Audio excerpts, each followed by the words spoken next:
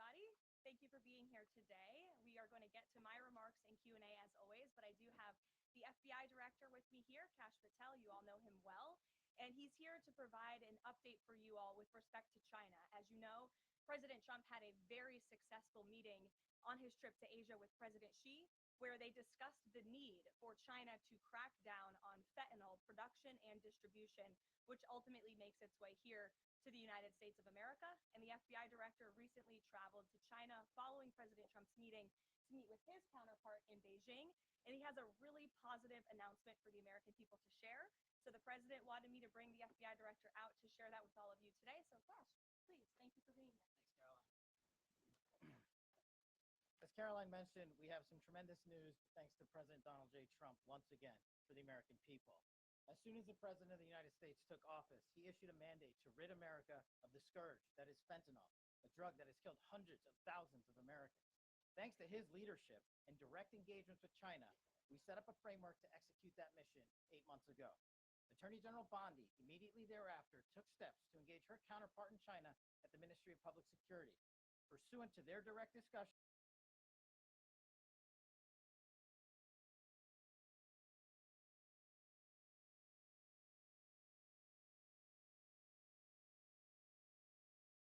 needed to crush the plague of fentanyl.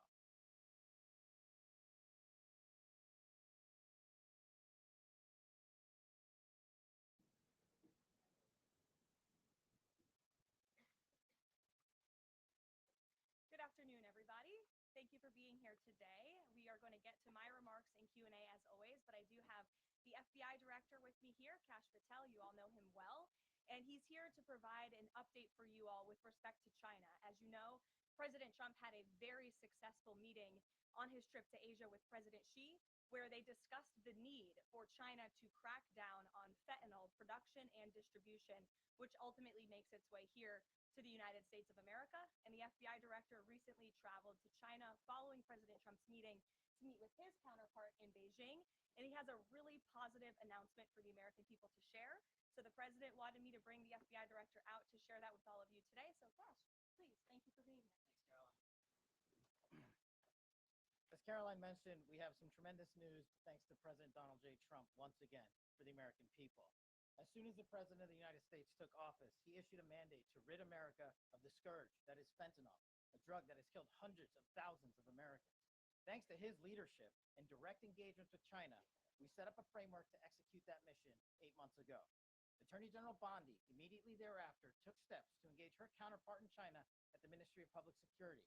Pursuant to their direct discussions, as the FBI director designated to run counterpoint on this, along with the Secretary of State Rubio and Ambassador Perdue and the team here at the White House, we set forward a path to implement the policy needed to crush the plague of fentanyl. Deputy Attorney General Blanche and our teams have been hard at work ever since, ultimately culminating in my trip to Beijing last week. This was only possible due to President Trump's historic engagement with President Xi just a few short weeks ago that set the stage for today's announcement.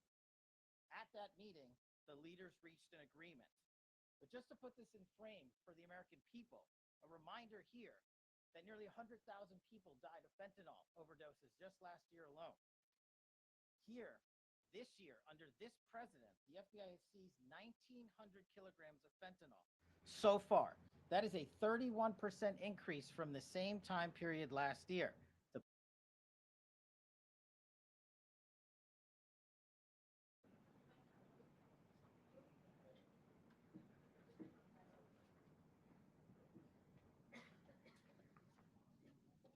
Good afternoon, everybody. Thank you for being here today. We are going to get to my remarks and Q&A as always, but I do have the FBI director with me here, Kash Patel. You all know him well. And he's here to provide an update for you all with respect to China. As you know, President Trump had a very successful meeting on his trip to Asia with President Xi, where they discussed the need for China to crack down on fentanyl production and distribution, which ultimately makes its way here to the United States of America. And the FBI director recently traveled to China following President Trump's meeting to meet with his counterpart in Beijing. And he has a really positive announcement for the American people to share. So the president wanted me to bring the FBI director out to share that with all of you today. So Kash, Please, thank you for being here. Thanks, Caroline. As Caroline mentioned, we have some tremendous news thanks to President Donald J. Trump once again for the American people. As soon as the President of the United States took office, he issued a mandate to rid America of the scourge that is fentanyl, a drug that has killed hundreds of thousands of Americans. Thanks to his leadership and direct engagements with China, we set up a framework to execute that mission 8 months ago. Attorney General Bondi immediately thereafter took steps to engage her counterpart in China at the Ministry of Public Security. Pursuant to their direct discussions, as the FBI director designated to run counterpoint on this, along with the Secretary of State Rubio and Ambassador Perdue and the team here at the White House, we set forward a path to implement the policy needed to crush the plague of fentanyl. Deputy Attorney General Blanche and our teams have been hard at work ever since, ultimately culminating in my trip to Beijing last week. This was only possible due to President Trump's historic engagement with President Xi just a few short weeks ago that set the stage for today's announcement. At that meeting, the leaders reached an agreement. But just to put this in frame for the American people, a reminder here that nearly 100,000 people died of fentanyl overdoses just last year alone. Here, this year, under this president, the FBI has seized 1,900 kilograms of fentanyl so far. That is a 31% increase from the same time period last year. To put it in perspective, that's enough fentanyl to kill 127 million Americans. Fentanyl precursors are what makes up fentanyl. While we, the interagency, the Department of Justice, have been fighting hard to seize and stop drug traffickers, we must attack fentanyl precursors, the ingredients necessary to make this lethal drug. That was the sole purpose of my trip to China, to eliminate these precursors. And if successful, we would suffocate the drug trafficking organization's ability to manufacture fentanyl in places like Mexico. This was the first time an FBI director has been to China in over a decade and received the audience with his counterpart to address this matter directly. And again, thanks to President Trump's direct engagement with President Xi, the government of China committed fully to my engagement there on the ground in Beijing at a level never seen before.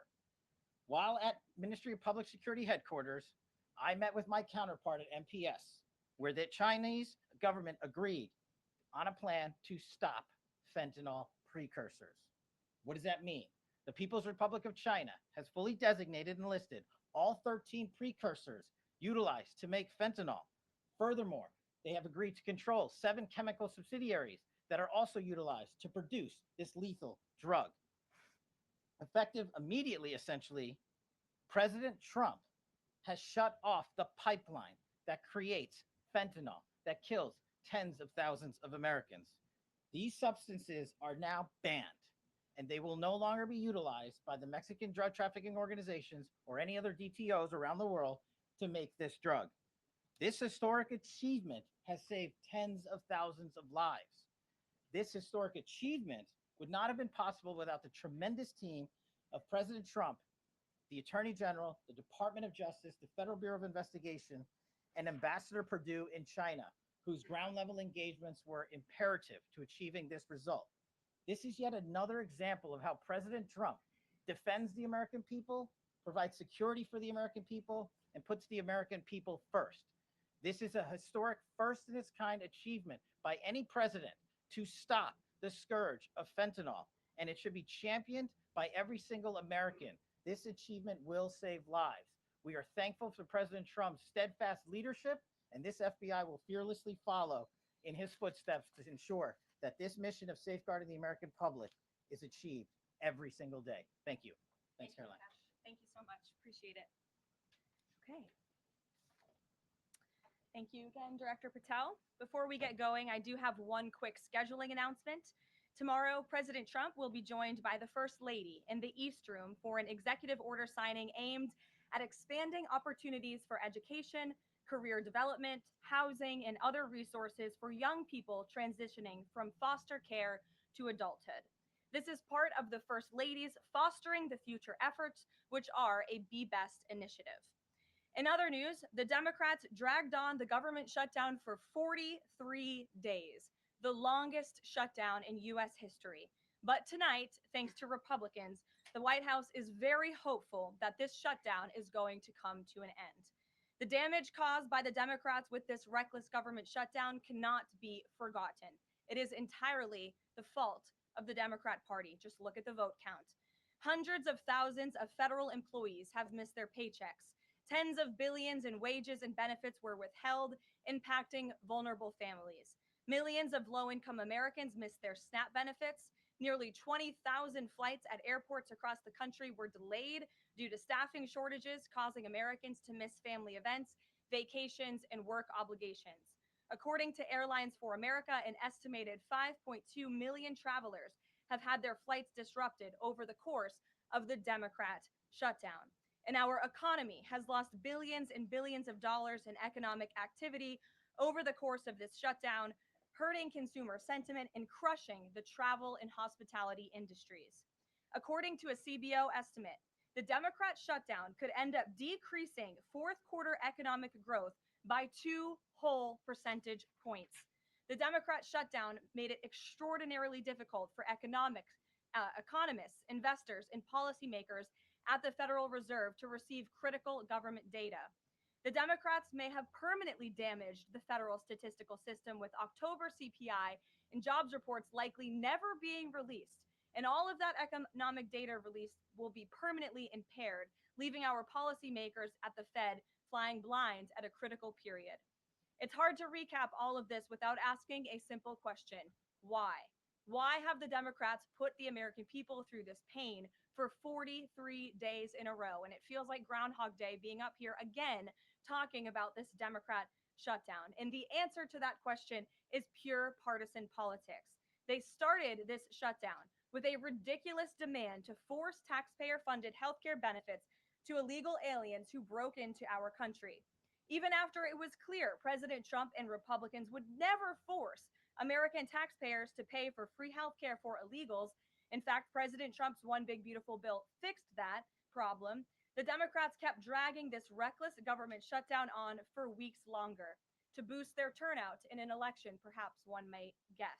That's because the Democrats are totally captured by their far left wing base, who only care about attacking President Trump, even if it means hurting innocent Americans in our country. The Democrats' weakness and their unwillingness to buck the fringe members of their party dragged this harmful shutdown on for 7 weeks and inflicted massive pain onto the American public. But let's be clear, the clean CR being voted on today in the House of Representatives that will lead to the reopening of the federal government is what President Trump and Republicans have supported from day one. Our troops, air traffic controllers, and federal employees will be back to receiving their regular paychecks. Families in need will get back to receiving their food purchasing assistance, and the people's government will soon be back open for business. President Trump looks forward to finally ending this devastating Democrat shutdown with his signature, and we hope that signing will take place later tonight. On another matter, I want to address the affordability issue that's received a great deal of media attention this past week, which is ironic because it didn't receive that much attention when Joe Biden was here and inflation was at a record high 9%, the worst inflation crisis in modern American history. And President Trump won a landslide election in part to address the affordability issues created by Joe Biden and the Democrats. And that's exactly what President Trump has done since day one of his administration. Since the first day in office and every day since, the Trump administration has taken aggressive action to fix the Biden created cost of living issues. The notion that the same Democrats who just shut down the federal government to sabotage our economy, rob people of their paychecks, and also helped Joe Biden ratchet up inflation to 9% are now suddenly affordability champions, that notion is completely absurd. And it's something only the liberal media would have the gall to push. But the reality is that President Trump and his administration have done so much to lower prices and increase the economic prosperity of the American people. And this president and his team of amazing economic advisors are going to keep working on this issue every single day. In less than 10 short months, President Trump signed the largest middle class tax cuts in American history, including no tax on tips, overtime, and Social Security, which will guarantee that next year Americans are going to put more money back into their pockets. The president has completely unleashed American energy dominance to help bring gasoline prices to the lowest in 5 years, and we expect them to continue to decrease.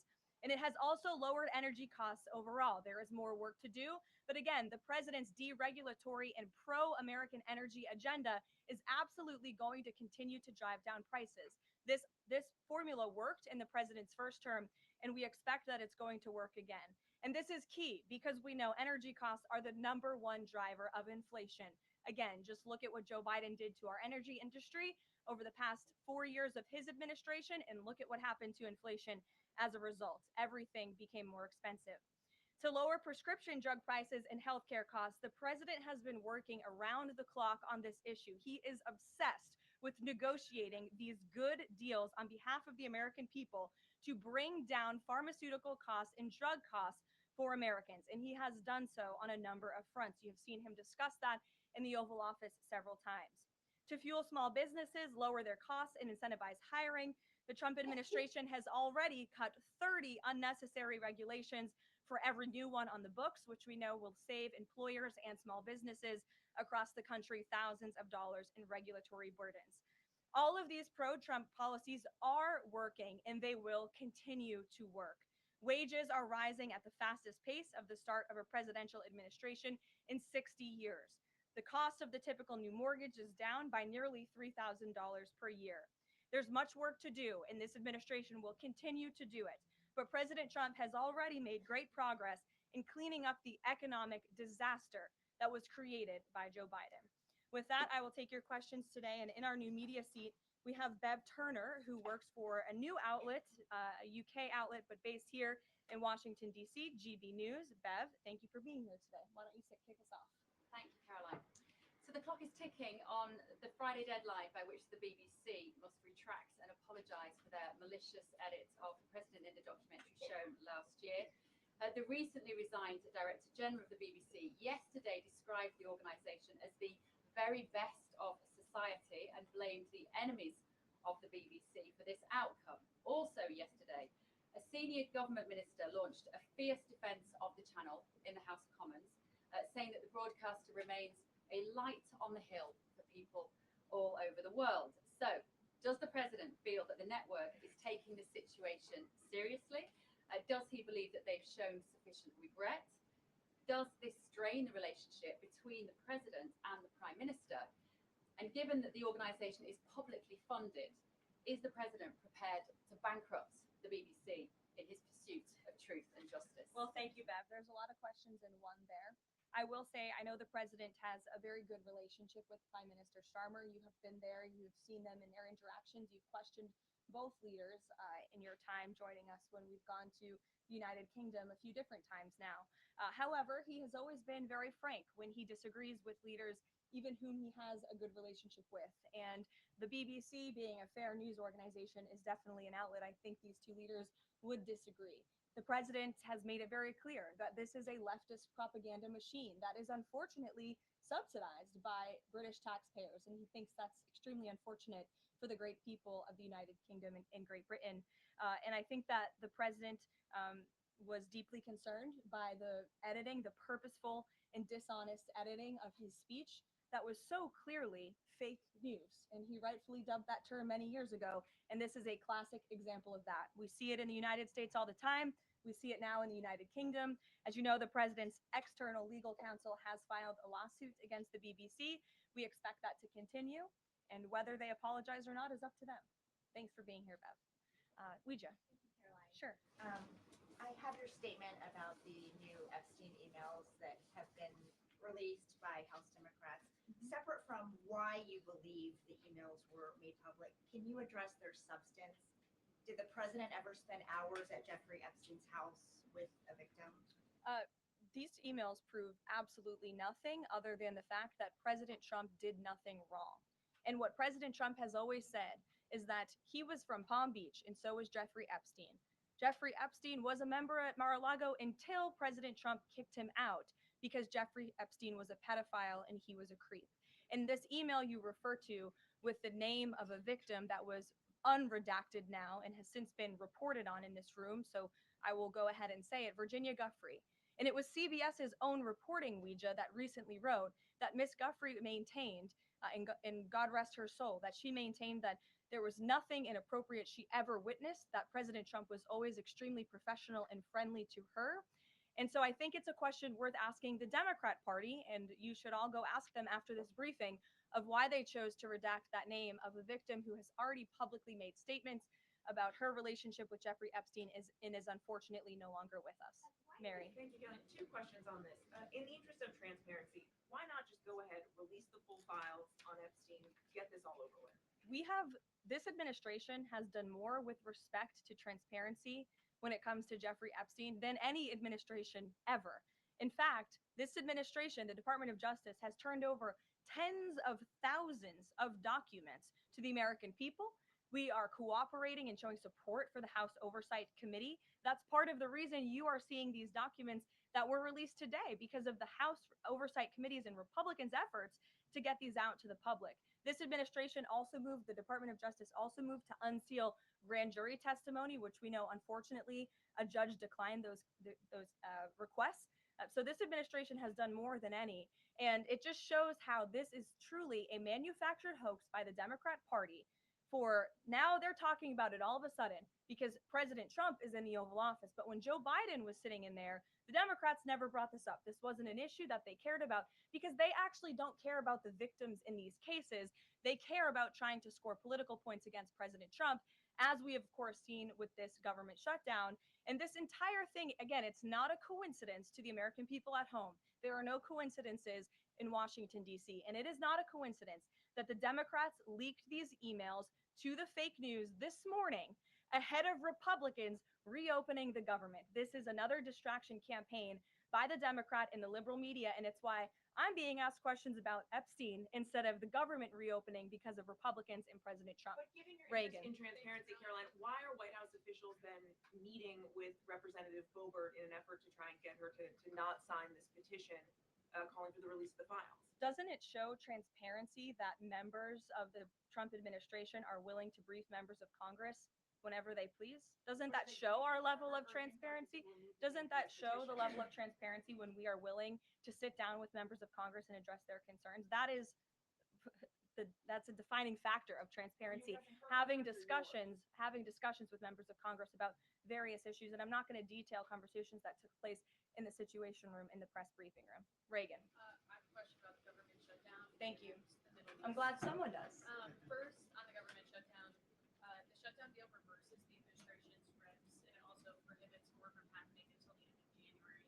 I'm wondering if the president had input on this element of the deal, and if he's at all disappointed that's going to reverse the downsizing of federal government that they did during the shutdown. I mean, look, I think it's about 6,000 workers total. When you look at that in comparison to the reduction in the federal workforce that this administration has done since January to get rid of the waste, the fraud, the abuse, and to reduce the size of our federal bureaucracy, we've done a lot of great work on that front, and we will continue to. But obviously, the president's main priority was to reopen the federal government and get people back to work, and that's what this deal accomplishes. There's been reports in Israeli media that the U.S. is considering building a temporary military base on the Gaza border. Can you confirm these reports? So I had a conversation directly with the reporter who wrote this article, and this article was based on a single piece of paper, an inquiry that somebody in the Department of Navy made about an idea that may happen in the future. And this reporter deemed that as an official plan and ran with a story that the United States is looking into it. I checked with the highest levels of the United States federal government. This is not something the United States is interested in being engaged in. It's not something we are currently involved in right now that we will be funding. And the president has been very clear he doesn't want to see boots on the ground with respect to what's happening in the Middle East. We've made great peace. We've made great progress with the peace plan in Gaza, and we want to continue to see that move forward. But I put a comment in that story for a reason. And sometimes we see reporters take a piece of paper like this and just deem it as official policy. And sometimes that misleads people a little bit. Sure.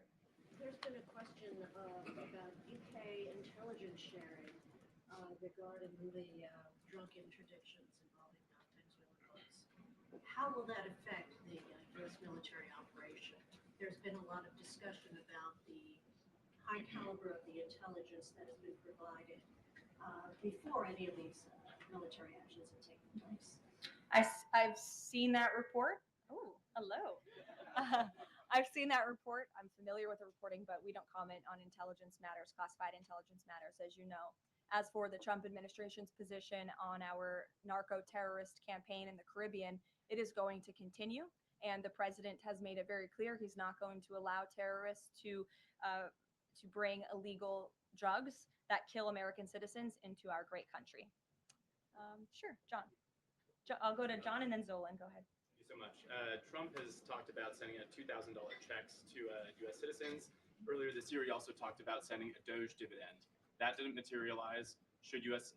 Citizens expect a $2,000 proposal? Is the White House committed to making that happen? The White House is committed to making that happen, yes. And we are currently exploring all legal options to get that done. I don't have a timeline for you or any further details, but I can confirm for you that the president made it clear he wants to make it happen. And so his team of economic advisors are looking into it. And when we have an update, we'll provide one.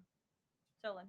You said at the top that one of the costs of the government shutdown was that people missed their SNAP benefits.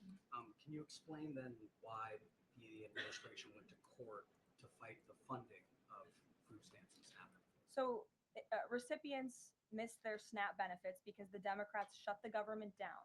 And they forced the administration to tap into a contingency fund that did not even fund the full entirety of this program. And so then you had an unhinged judge who was trying to dictate from the bench what the executive branch has to pay for and where that money has to come from. That is judicial overreach at its finest. And so that's why the administration pushed back on that. We can't have the judicial branch telling the executive branch that we need to rob the Children Nutrition Fund, which is what this judge was trying to do, to pay for SNAP benefits. That's completely inappropriate and it's unconstitutional. And we've been proven right with that legal argument. But now the good news is, again, thanks to Republicans and in several hours, President Trump, the government is going to be reopened and SNAP recipients are going to receive their full benefits, which is what President Trump has always wanted to do. Stephen. Why also did you need the judicial process for that? I mean, during this shutdown, didn't the administration have a responsibility to tap into any of those reserves to ensure that essentially we did. We did tap into it. We did tap into the contingency fund. And then the judge told us, no, you have to get more money from a children's nutrition fund. And we felt that was judicial overreach. You shouldn't tell the president which fund he has to rob because the Democrats are holding the country hostage by shutting down the federal government. Stephen, go ahead. Well, if the president is considering a pardon for Ghislaine Maxwell. Again, he's answered this repeatedly. It's not something he's talking about or even thinking about at this moment in time. I can assure you of that. Stephen. Karoline, I've got two questions about New York for you. Sure. First, you always do. On brand for the New York Post. Mayor-elect Mamdani, he said that he plans to reach out to President Trump and that, quote, this is a relationship that will be critical. Does the White House have a response to this planned outreach? It's the first time I'm hearing of it. I'll let the president respond himself to that comment by Mr. Mamdani. My second question, Jack Schlossberg, the grandson of President Kennedy, announced today that he's running for Congress. He, in the recent past, has referred to his uncle, the HHS secretary, as, quote, a rabid dog. And he has said that the Trump administration is, quote, the most corrupt in American history. Does the White House have a comment on this sort of comment from a rising star in the Democratic Party? I don't even think such ridiculous comments are worth responding to. Obviously, those things are not true. And Secretary Kennedy is doing a phenomenal job bringing transparency and the gold standard of science back to our healthcare system. Eamon. Thank you, Karoline. The president's hosting a number of Wall Street CEOs for dinner tonight here at the White House. Can you give us the names of the CEOs who are going to be here and give us a sense of what the president's message to Wall Street is going to be tonight? I don't have a full list for you in front of me, Eamon. I know you've reported on some names and we've helped you navigate whether those names were truthful or false. But I know the president actually plans to bring some of you into the dinner tonight. So you'll see for yourself in several hours if that's okay with you. And there's been some reporting that the White House is frustrated with Bill Pulte and the rollout of this proposal for a 50-year mortgage. Can you tell us if the White House is frustrated with that rollout and if the White House still supports the idea of a 50-year mortgage for Americans? This is a proposal that the president himself has commented on. I would defer you to the president's statements, and it's something that the administration is discussing and seriously looking into. Sure. Danny, and then go ahead. Thank you. Some Democratic members of Congress have invited Britain's former Prince Andrew to testify on the Epstein scandal. I was just wondering if President Trump thinks that former Prince Andrew should indeed come and testify to Congress on that. I haven't spoken to him about that specific matter, but I can ask him and get back to you. On the government shutdown, the president and House Republicans have made clear they were not going to negotiate healthcare strategy while or policy while the government was shut down. Now, assuming that it reopens tonight, is the president intending to invite any Democrats over to have negotiations over these subsidies or any other plan to bring down the cost of health insurance? I will just add that, as you pointed out, the Democrats were holding our country hostage to try to negotiate on a healthcare system that they created. Obamacare, as it's famously called, is a system the Democrats created. It is a broken system. It has driven up healthcare costs dramatically in this country. And now they shut the government down to try to fix that system they broke. It doesn't make any sense to us, which is why the president said that's a completely untenable position. However, once the government reopens, the president, as he's always maintained, is absolutely open to having conversations about healthcare. And I think you'll see the president putting forth some really good policy proposals the Democrats should take very seriously to fix, again, the system that they broke. You can't trust the same people who broke the system to fix it. And so the American people will continue to hear from the president on this issue. Follow up on the question about the $2,000 payments off tariff revenue. The president had also talked about using tariffs to bring down the national debt. Would this be in lieu of that? Like, this is now the new way to maybe to use that tariff No, revenue? the president put out a statement on this clarifying he wants to do both things with the tariff revenue that he's bringing into this country. Trillions of dollars are expected to continue to pour in. And it's part of the reason that the Supreme Court case is so vital for our country's future, to restore our manufacturing industry in this country, to protect our national security, to continue to allow the president to use tariffs as leverage to negotiate economic deals that are, again, are good for our national security. And that revenue can then be used for various reasons, to pay down our debt and also perhaps to give these rebate checks back to Americans, which, again, the White House is exploring the legal options of how we can get that done. Catherine, go ahead. Caroline, Viktor Orban said this week that President Trump has promised Hungary some kind of financial shield. Do you have any details on how that will be structured or what that would look like? I don't, but I'm happy to check with the National Security Council and get back to you. One more. You recently said you'd check with President Trump about why he needs to get an MRI on his recent trip to Walter Reed. Do you have any more detail on that? I do, and I'm glad you asked. As stated in the memo provided on October 10th, President Trump received advanced imaging at Walter Reed Medical Center as part of his routine physical examination. The full results were reviewed by attending radiologists and consultants, and all agreed that President Trump remains in exceptional physical health, which I know all of you will see with your own eyes later this evening when he opens up his dinner to the press, and perhaps you will see him when he signs the bill to reopen the federal government. So stay tuned on plans for that. Thank you, everyone.